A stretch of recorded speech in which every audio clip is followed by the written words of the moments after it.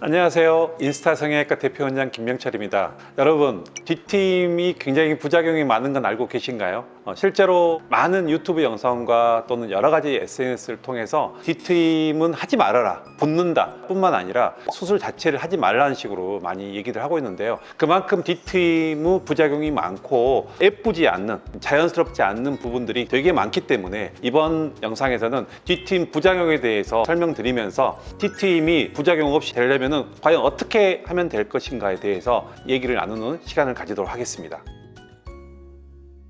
이번 케이스는 아예 뒤안각에 있는 지지인대가 끊어져서 아래쪽으로 다운돼서 눈꼬리가 완전히 처져 보이는 느낌으로 돼버렸죠. 근데 오른쪽은 바깥쪽에 있는 결막에 엄청 노출돼서, 즉 과교정까지 심하게 된 케이스죠.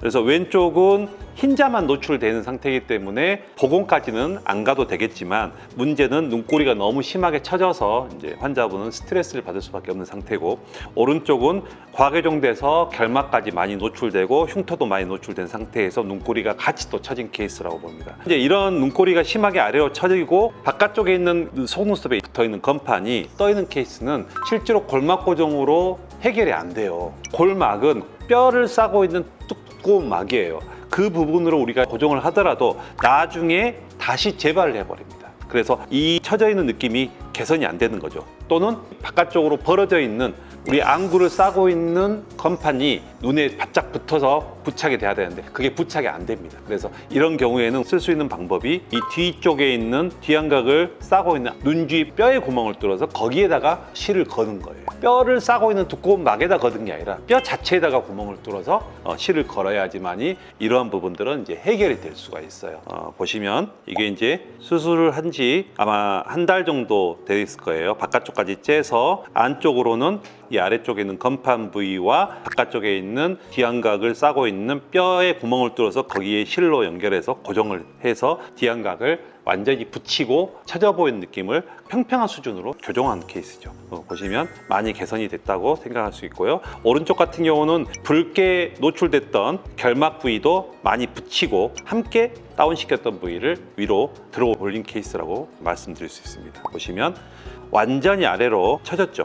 오른쪽은 조금 더 심하게 처졌고요. 바깥쪽까지 크게 찢어진 상태고요. 이걸 우리가 수술로 교정을 하면 지금과 같이 거의 평평한 수준까지 끌어올렸죠. 옆에서 한번 볼까요? 이 바깥쪽에 있는 결막이 노출돼 있고 아래로 다운돼 있는 느낌인데요. 수술 후에 결막 노출이 다 해결되면서 반듯하게 고정이 된 상태죠. 그래서 이번 케이스 같은 경우는 가장 심한 케이스입니다. 솔직히 이제 뼈에다 구멍 뚫어서 올릴 수 있는 수술적인 경험을 가진 원장이 우리나라에 아마 10명도 안 될 거예요. 통틀어서. 그만큼 흔하게 하는 케이스도 아니고 수술적으로 경험이 있어야지 할 수 있는 수술이기 때문에 사실은 심한 케이스 같은 경우는 어디 가서 함부로 상담을 받아도 해결을 할 수가 없어요.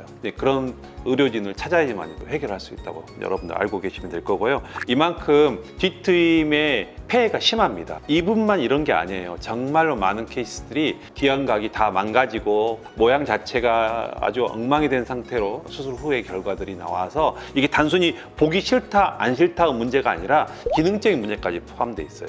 뭐 안구 건조증은 물론이고 그냥 눈에 계속 바람이 들어와서 시린 증상이라든지 또 미용적으로도 그냥 완전 울상을 만들어 놔버리니까, 그리고 또 모양적으로도 어느 누가 보더라도 티가 너무 많이 나는 모양이기 때문에 이렇게까지 심한 케이스들은 환자분들의 극심한 고통 속에서 기능적인 고통과 미용적인 스트레스가 더 많다고 말씀드릴 수 있고, 이분도 사실은 복원을 다른 병원에서 하고 오신 거예요. 하고 왔는데 아까 처음에 보여드렸던 그런 정도의 결과가 나온 거죠. 만족이 당연히 안 되죠. 그래서 여러분들도 이제 혹시라도 내가 비슷한 케이스다라고 생각한다면 저를 비롯한 정말 경험이 많은 원장님들한테 아마 상의를 하시면 많은 도움을 받을 수 있지 않을까 싶습니다. 지금 이런 임상 사례에서 봤듯이 아직까지도 우리나라는 D트임 후에 여러 가지 문제점들이 생기고 있어요. 사실은 우리가 트임 성형이 대중화된 지가 한 10년 조금 넘었어요. 초기만 해도 정말 지금보다도 더 많은 문제점들이 있었던 있었던 게 사실이에요.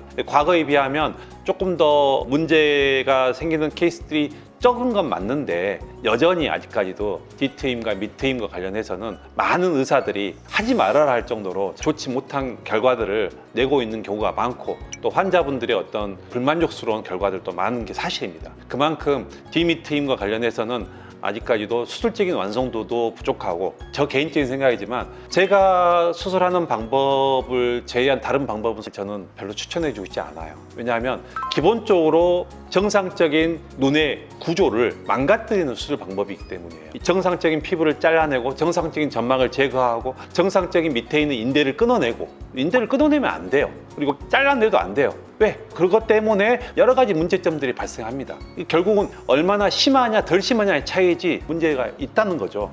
그런 수술을 하면 안 된다고 저는 생각을 해요. 그래서 올바르지 않고 또 좋은 결과를 기대할 수 없는 D트임 수술 방법은 우리 성형외과 선생님들 사이에서는 정말 퇴출돼야 된다고 생각을 하고 그런 방법을 안 하면 되죠. 그렇지 않고도 좋은 수술 결과를 나타낼 수 있는 수술 방법이 있는데 왜 굳이 그렇지 못한 수술 방법을 고집하고 계속 그런 수술로 좋지 못한 결과를 만들 필요가 없잖아요. 그래서 여러분들이 그러한 부분들에서 상담을 할 때 여쭤봤으면 좋겠어요. 원장님, D트임을 할 때 피부 절제를 합니까 안 합니까? 얼마만큼 피부를 절제를 하고 점막은 얼마만큼 잘라내고 혹시 뒤안각에 유지인대를 끊습니까 안 끊습니까? 골막 고정은 합니까 안 합니까? 제가 말씀드린 것 같이 유지인대를 끊는다거나 또는 피부를 제거한다거나 점막을 제거한다거나 우리 원장님들은 죄송하지만 피하셔야 돼요. 그래야지만이 이러한 D트임의 어떤 부작용으로부터 환자분들이 좀 더 안전한 만족스러운 수술 결과를 얻을 수 있는 한 가지 방법이지 않을까 저는 싶습니다. 그래서 상담할 때부터 그런 부분들을 피하는 형태로 가는 게 저는 맞다고 생각을 합니다. 영상이 만족스러우면 구독과 좋아요 부탁드리고 혹시라도 제가 설명드렸던 부분에 대해서 궁금한 점 있으면 저희 채널에 댓글을 달아주시거나 또 저희 병원 카카오톡이나 카페에 게시글을 달아주신다면 충분하게 답변을 해드리도록 하겠습니다. 오늘은 이상으로 영상을 마치도록 하겠습니다. 감사합니다.